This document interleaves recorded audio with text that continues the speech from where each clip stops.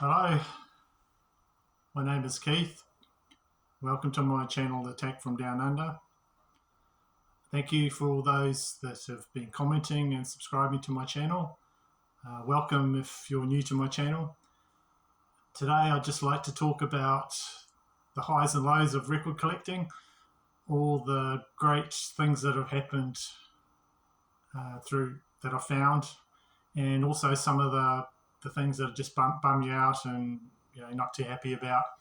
On the scheme of things, they don't really matter much, but I just thought it'd be fun just to talk about some of the positives and some of the negatives. So firstly, I'll just get the negatives. I'll talk about one band, and then I'll get into the negatives, and then I end with a positive note in my video at the end with all the positive things and finds that I've found, all the good finds I've found. So the band I'd like to talk about first of all is a band called The Professionals.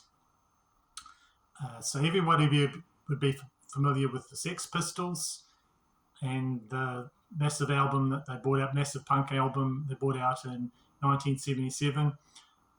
Never mind the bollocks, here's the Sex Pistols. For those of you in America, you might not know, I was watching a few videos about the Sex Pistols, and I was hearing bullocks. I was thinking, what are they talking about, bullocks? What a bollock? And then I clicked. They're talking about the title of the record, Never Mind the Sex Pistols, here's the bollocks. So for those of you in America, I keep hearing bullocks. Pronunciation is bollocks, bollocks. And if you're not sure about the whole history of the bollocks or the dog's bollocks, ask a English person around you. Anyway, so that out of the way, the band The Professionals. The Professionals were formed in 1979 by ex-Sex Pistols members Steve Jones and Paul Cook after the end of the band The Sex Pistols. They signed to Virgin Records. So I think there was a bit of a gap because there was legal wrangles about the name and different things. So the album didn't come out, the Professionals album didn't come out to 1981. This is the album here, The Professionals, I Didn't See It Coming.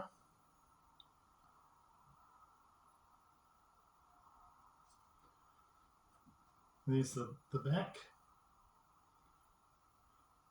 So I purely picked this up by just looking at the cover and thinking it was a really good cover. I didn't know too much about it. I listened to a few of the tracks, so it's sort of like post-punk, really good punky guitars, sort of new wave, and a lot of the themes are drugs and things you sort of expect from around the times. A really good album, but it's just an album I never don't seem to hear about the Professionals or this at all on the vinyl community. So in 2015, Paul Cook reformed the band with Steve Jones' blessing, and Tom Spencer joined in place of Steve Jones. And I think there's various compilations and different things, but just recently they came through with another album. I'll just show you that. Oh, hang on, I haven't shown the vinyl for the first one, and then I'll show you that. So it's the 1981 I Didn't See It Coming, The Professionals. That's on Virgin. Yeah.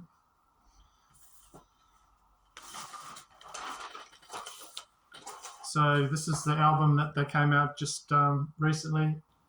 It's called Snafu, by the new lineup of The Professionals. Now this is a great rock album. Just straightforward punk, sort of rocky songs.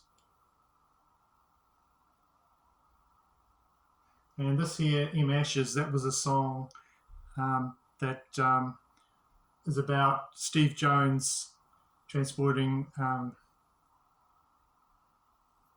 the other band members' mother's ashes from London to LA. So that's on there. But yeah, if you give that a go, you might like it. And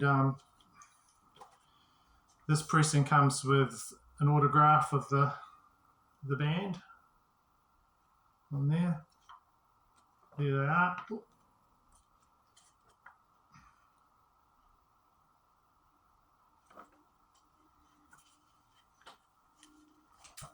And I'll just show you the vinyl.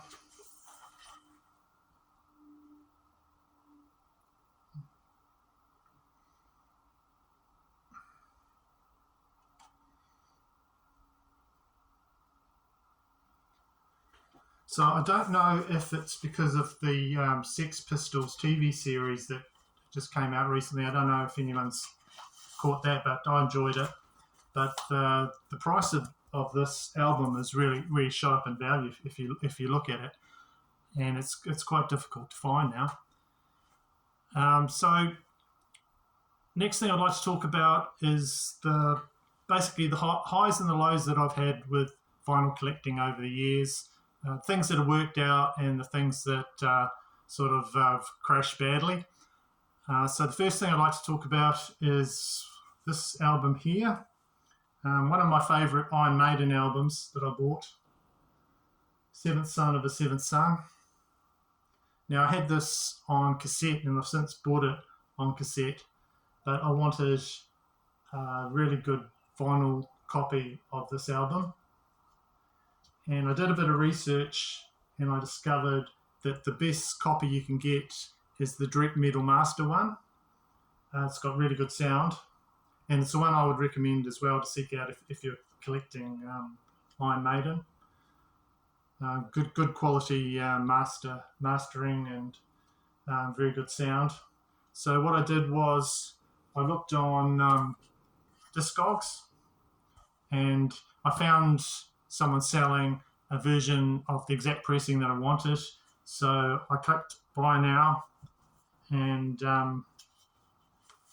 ordered it. But like I said, with the negatives, I don't know if you can see that on camera, but it is really badly warped. I mean, really badly. So it's basically unplayable. So I tried different methods to flatten it. I've tried a month, putting it under heavy books for a month each side. I think it was Vinyl Richie that on one of his videos tried that with one of his records and worked out really well. Nothing I've done has worked out for that particular record, so it's basically unplayable. So when I want to listen to that record, I just play my tape because, yeah. And with all the postage and everything, that cost me, well, a bit of money, and yeah, that was a real negative one. Another negative is this Led Zeppelin Remastered. Now, I bought this back in the day, I think around when it came out in 1990, I think it was. It's a 3-album set. If you were to buy it now, it's quite expensive. It was all tracks digitally remastered by Jimmy Page and George Morano at Sterling Sound. So you'd think with that pedigree this would sound fantastic, but it really doesn't. It's just very disappointing all round, this album. So I wouldn't really get it myself. I'd try and get probably 1970s copies of the original albums before I'd get this. But yeah, it's not too brilliant. It's like the new remastered ones. It just doesn't have that, the real blast out your speakers and sound fantastic. So that was my next disappointment. My other one would have to be when I bought this. When you have a few drinks and you look at vinyl videos and then they recommend something, you think, oh, that looks quite good, I'll give that a go. I don't know, it might just be me. So I ordered this Liam Gallagher Unplugged. It's a live MTV type record. It's got a few of the hits. And some of his songs I thought I'd investigate because I don't know all of his catalogue. So I thought it'd be good interspersed with a lot of the Oasis songs. And I'll just show you the vinyl for that. Really nice splatter. I thought that looks really good. But anyway, the negative on it is it's just really noisy. I don't know if it's just the mastering of the splatter version, but it's just really noisy. The first track sounds terrible. One or two other tracks are noisy. Overall, it's a hard listen because you're just waiting for the next tick, or you're just waiting for the next horrible needle grind on that record. So I wasn't happy with that one. Next one is a bit of a strange one. I don't know if anyone out there can help me with the whys or the whats or the what have yous with this one. I bought this at a record fair, the Best of Procol Harum. I was wanting to get into them and discover some of their songs. I thought, well, this is the best way to do it. And I think this covers about their first 3 or 4 albums. So it's on here. It's got features all their good songs: Shine On Brightly, Conquistador, Whiter Shade of Pale, Salty Dog, a few of the others. So the strange thing about this, it lists a Whiter Shade of Pale on here. It lists a Whiter Shade of Pale side 1, first track, a Whiter Shade of Pale. But when I went to play the record, believe it or not, it's not on the record at all. So I checked the pressing. I think it's the correct pressing. So I don't know why that's not on there. But one of their biggest songs is not on the greatest hits of Best of Procol Harum. I mean, I have heard that a lot, and I like all the other songs on it, and I like it. I've kept it, but it just seemed weird that one of their biggest songs was not on it. So what I did do was, when it came up, I just bought the single of it. This is a Japanese press of A Whiter Shade of Pale on there. It's on Durham. Quite cool. And I just put that in there with the record, so if I just want to hear that song, I've got that right there. Right. Another strange one when at record fairs. I always come away with one or two things at a record fair. So this is the Scorpions Worldwide Live. Really good record. Really good sounding record as well, if you want to buy it. So I was happy to see this there. But the thing about it was, when I bought it and took it home, I listened to one side and I thought, yeah, sounds good, it's good. And then I went to play the other record and I thought, hang on, I've heard this song before.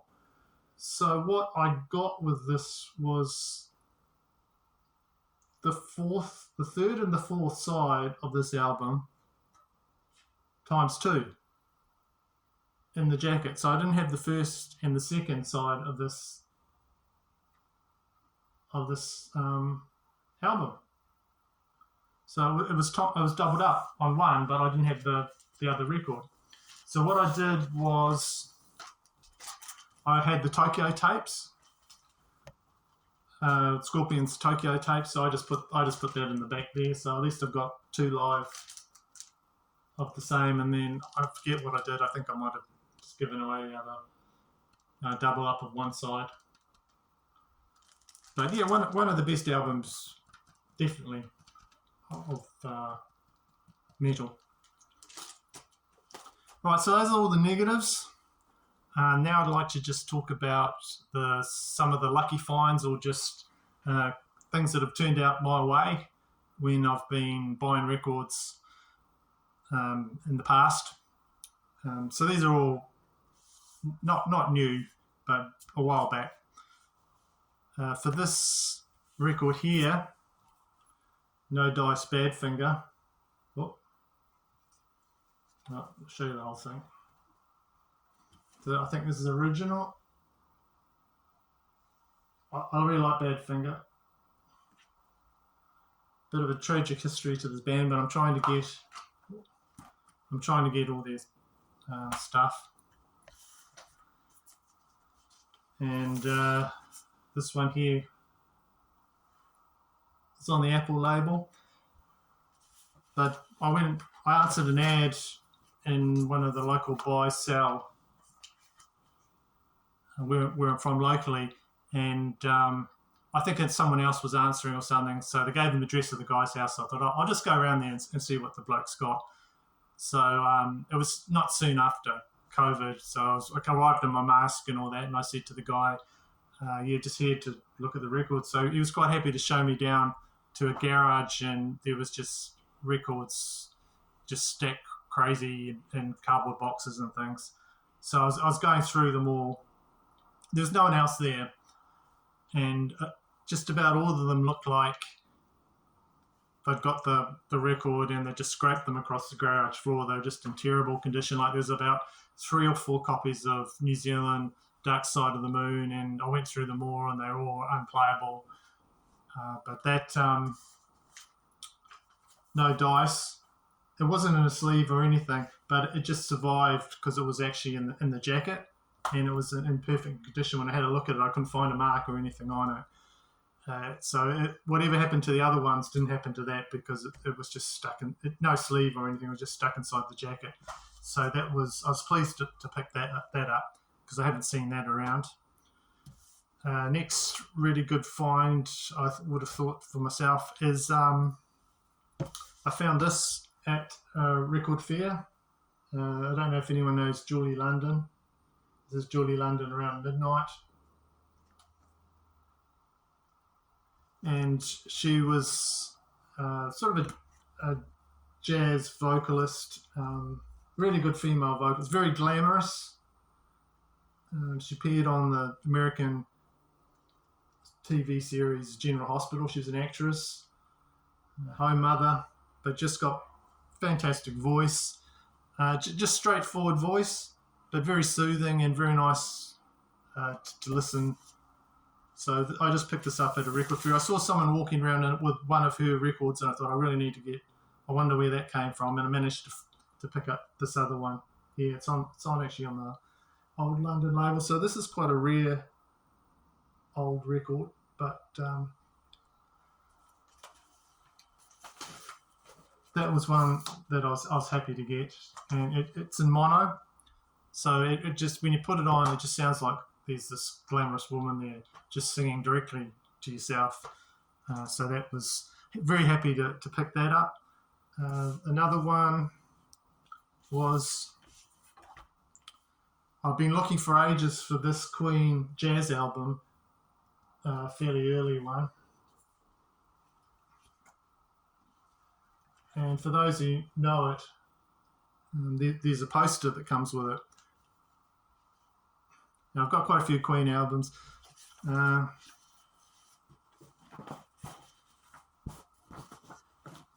So I'll sort of give you a brief. That's the poster, all these nude girls on bicycles. So usually you find a copy of it. The poster's gone, because at the time people would put it on your walls. Especially if you saw that and you're a young kid, you'd put that on your wall, wouldn't you? And here's the vinyl. Nice custom label on there, Queen. Not my favourite Queen album, but definitely a good one.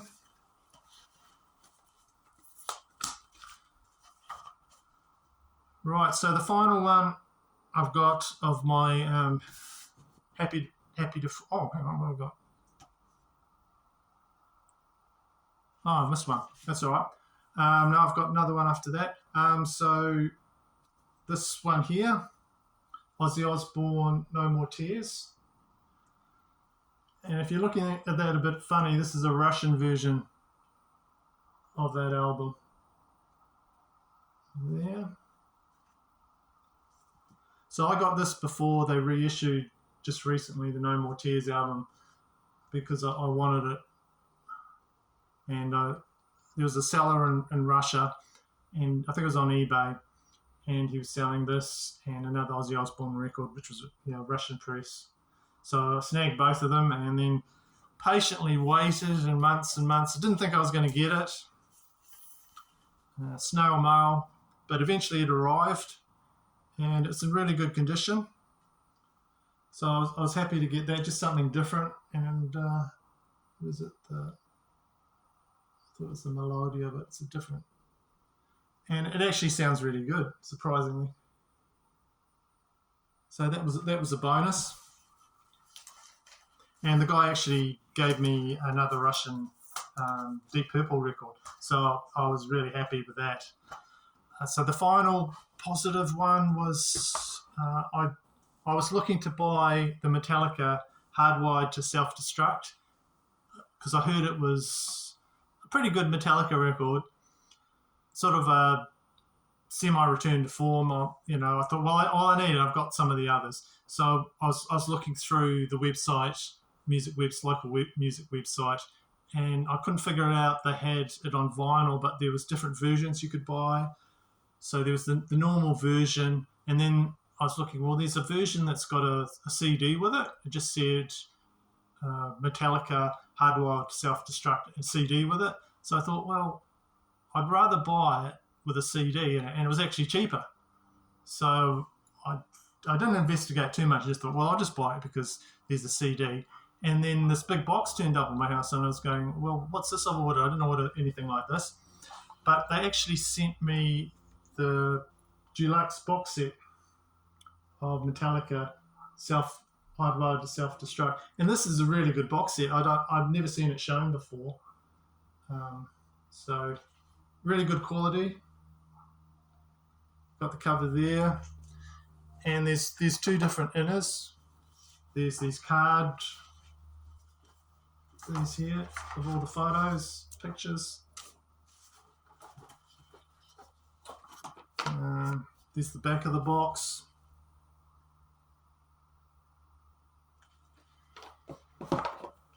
You get it. Oh, you got the CD. I couldn't find the CD. I've got it somewhere. You got all these badges.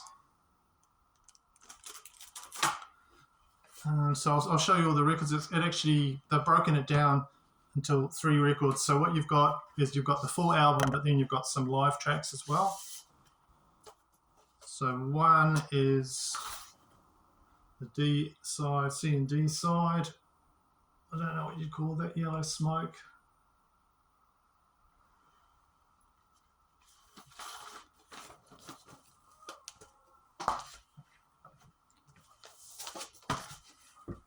And you got this one here.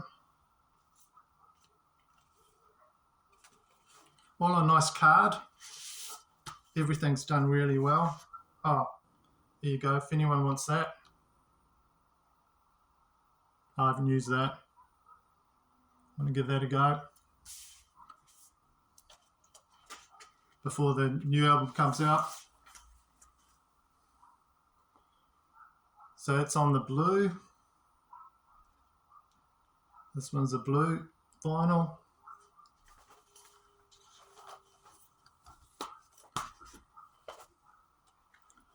The final one, I think this is a red from memory.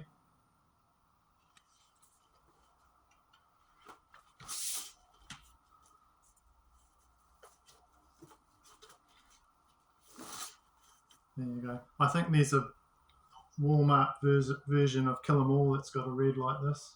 So this is sort of a darker blood red.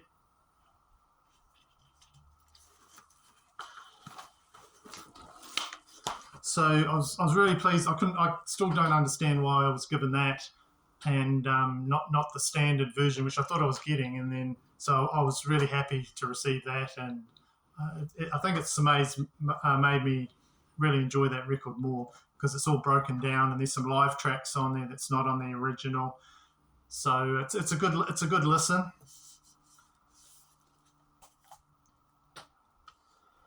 And finally, to end up, I'd just like to show one album that's out of my collection that I thought's worth mentioning. This came out in about 1969, I think, or 70. Them Changes by Buddy Miles. Buddy Miles was a drummer he played with Jimi Hendrix, and he's also played with Santana. Now, just have a look at this guy on his guitar, that kit there. Doesn't he look fantastic? Doesn't he just own it? Look at that. So if anyone in the comments would like to just put down another drummer that just fucking owns this kit in a photo or something, that's just brilliant, I think. And it's in a gatefold. So I want to get some more Buddy Miles, but I haven't come across any. So the copy I've got is a New Zealand Mercury.